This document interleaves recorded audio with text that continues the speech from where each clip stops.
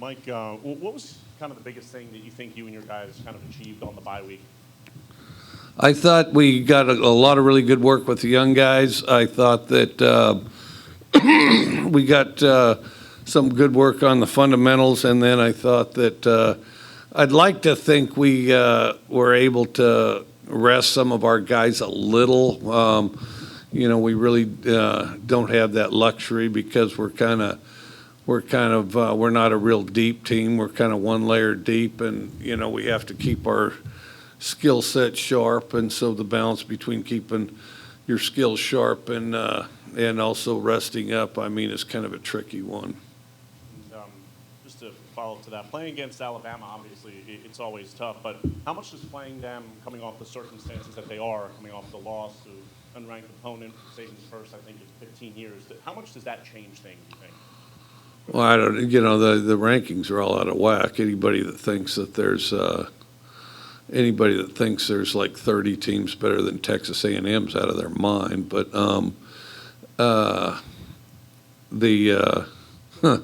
and someday when I'm in your position, I'll go right down the list and tell you which ones. But I think that you had two good teams play, and the home team won. And it's. John Wooden used to say, never be surprised when the home team wins. And then, but that's a heck of an atmosphere there. I love playing at Kyle Field, and I think that it's a heck of a place to play. Two really good teams played, and Texas A&M won. So.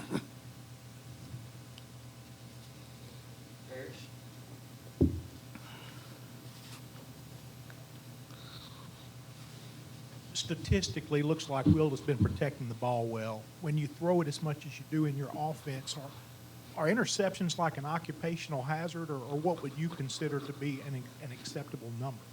I don't think any are acceptable. Zero's an acceptable number. And then I think that, wow, look, we got prowlers. Zero's an acceptable number, and you try to guard against them at all costs. It's kind of like, it's really the same as, when a ball carrier's got it. How many fumbles is an acceptable number? They happen from time to time, but there's no acceptable number. You mentioned after the LSU game, you talked about LSU's level of recruiting. Alabama's obviously recruiting at a high level. When you play teams like this, is it more important for players to play above themselves, adrenaline, that sort of thing, or to just be consistent in the system?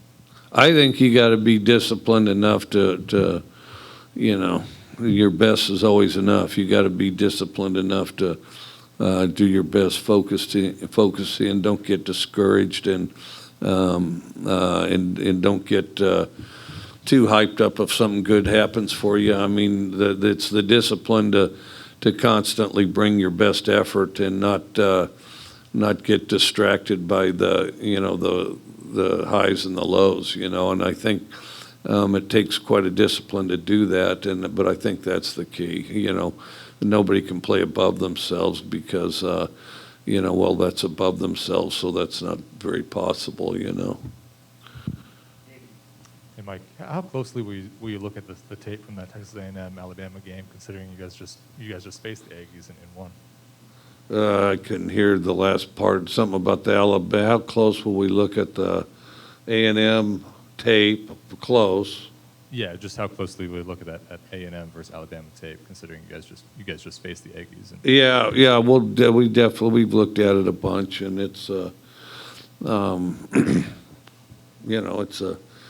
it's a pretty good representation of them. One thing with Alabama is, watching a team that plays them to the wire. Not everybody does, and so that's beneficial from that tape. With Will, this would mark, I think, a full season's worth of starts for him. I know he's still a young guy, but what do you feel he's done the most this season to kind of make that step and at times look like a pretty experienced player? Just improved overall and operates quicker. He's operating quicker now than he has.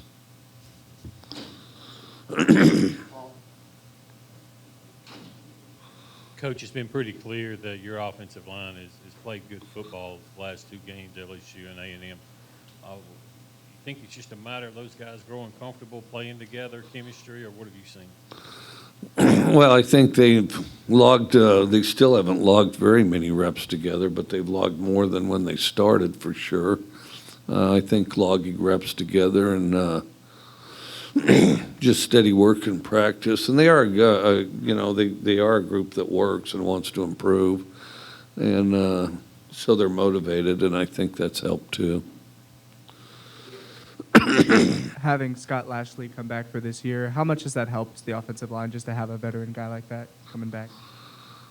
Well, he's not veteran as far as having played a lot, but he's just a talented guy.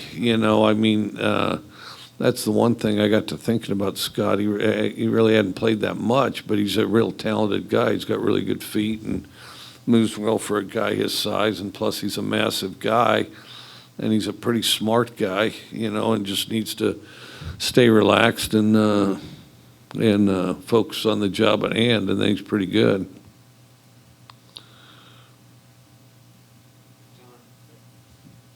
What do you think of Bryce Young, based on your impressions? Another young guy, but what are your thoughts on him, and what sticks out to you the most about this Alabama team, based on watching the tape? Well, I mean, it's kind of like all the team, He's good. I mean, obviously he's good. He's the next good one. And then they just have a lot of players that are, they play hard, play aggressive, and, are just good quality players. The wide receivers room is something that we've talked about. What are your thoughts on their progression and where they stand right now? Ours or theirs? Ours. Oh, our receivers, total work in progress. I think we're improving, though. I think, we're improving. We'd like to improve faster. But I think we're getting better. I mean, we're more tightly synchronized than we have been. And we've developed some depth to the inside receivers. We got to try to find some depth to the outside receivers, and we just got to keep getting better there, really.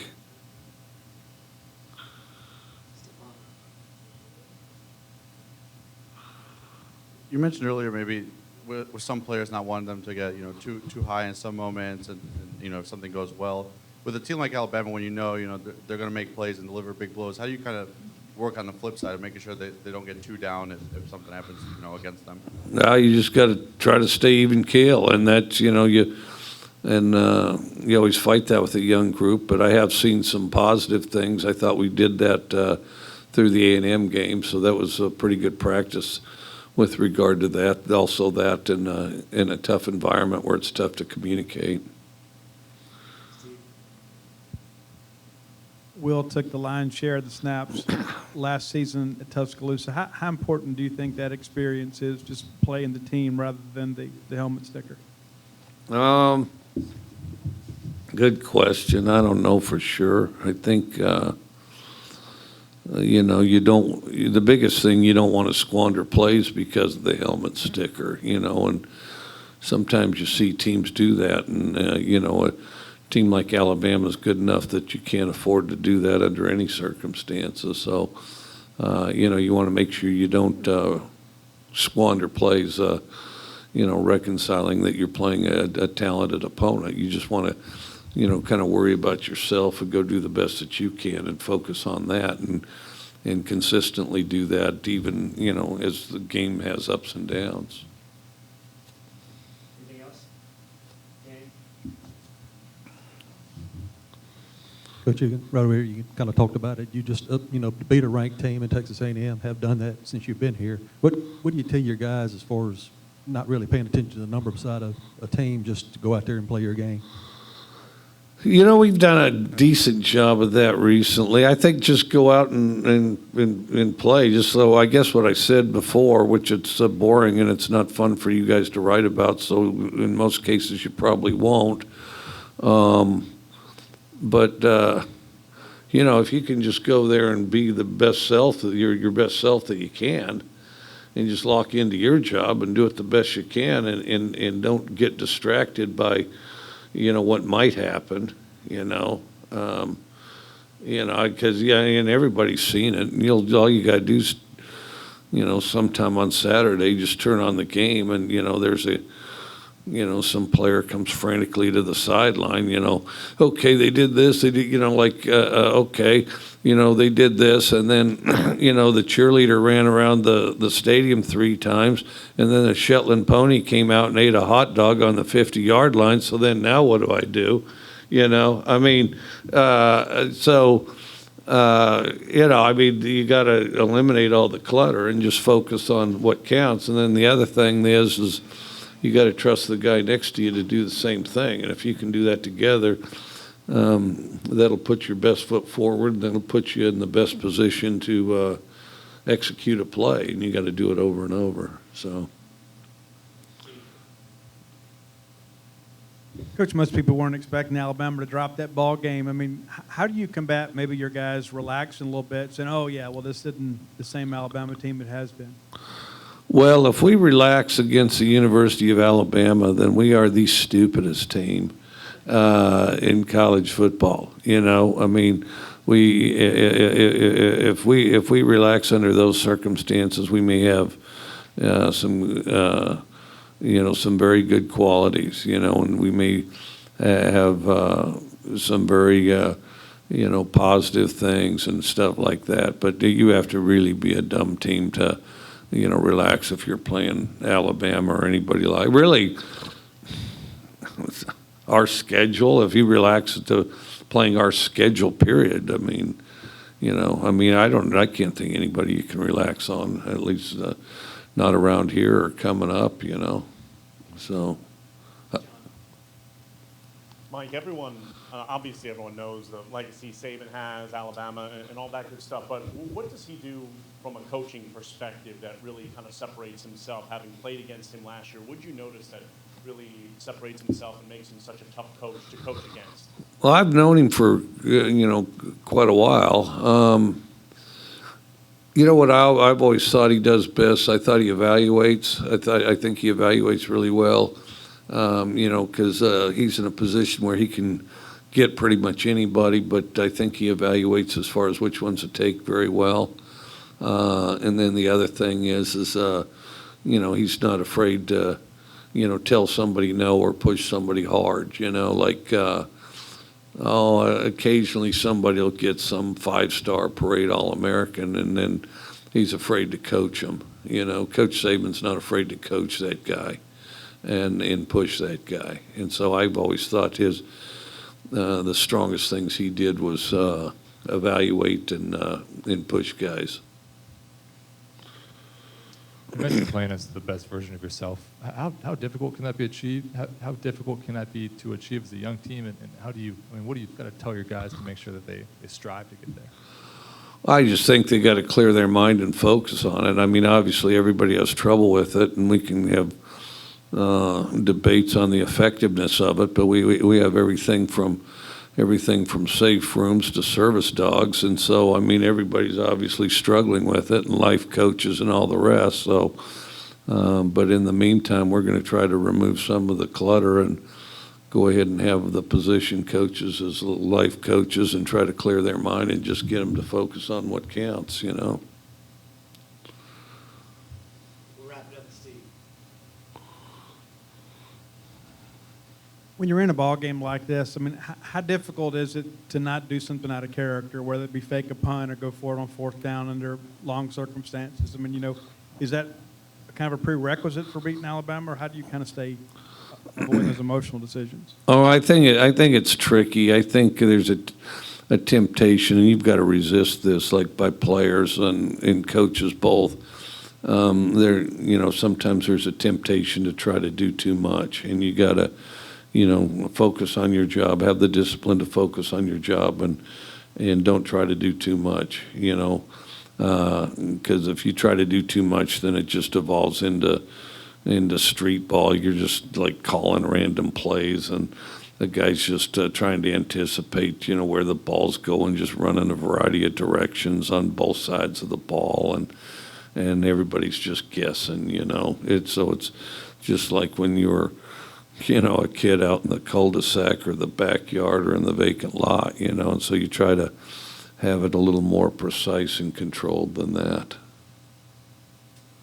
All right, thanks, Bill. All right, thank you.